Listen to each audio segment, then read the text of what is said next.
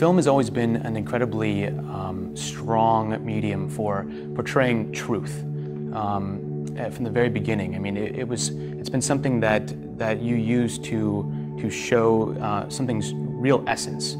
And when we were first talking about Light of Love, Dan was telling me about how he wanted to really capture these sisters as the women that they were. He wanted to try and understand why they wanted to give their lives to God, to other people, to kind of leave behind everything that they have and everything that they knew to give their lives to something greater than themselves. And I thought that was an incredibly interesting idea. A great documentary starts with a great question, and Dan's question was, why would these women be willing to give themselves completely to something, and how could they give themselves completely to something? I think that's an incredibly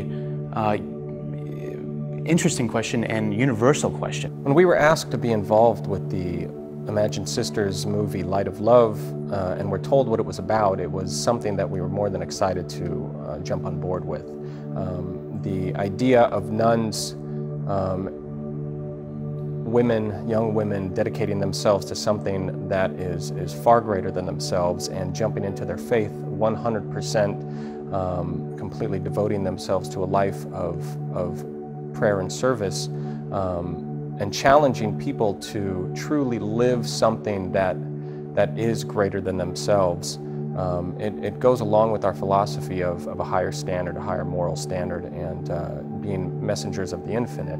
So we were very excited to be able to help get this movie into schools, into churches, into colleges, and possibly into film festivals where people who don't know anything about sisters might get an inside look. And the idea that this movie is going out there, sponsored by so many people, but it's going out there for free, is such an amazing thing, and I think it's going to be such an amazing story told and an amazing resource for people.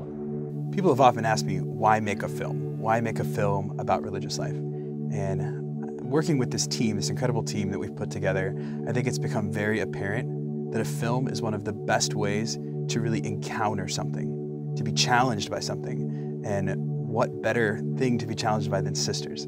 These shining examples, these people that have dedicated their lives, is something for all of us to reflect on, but also to ask that question, am I called to do this? Am I called to be that person? And if I'm not, what can I learn from these stories and these experiences? And so, as we celebrate our first anniversary of being Imagined Sisters, the movement, I'm so proud, so excited to be able to work on this film, to be able to make this a reality, this dream that we've had ever since day one, to make a film like Fishers of Men for women, but to make it something exciting, to make it something challenging.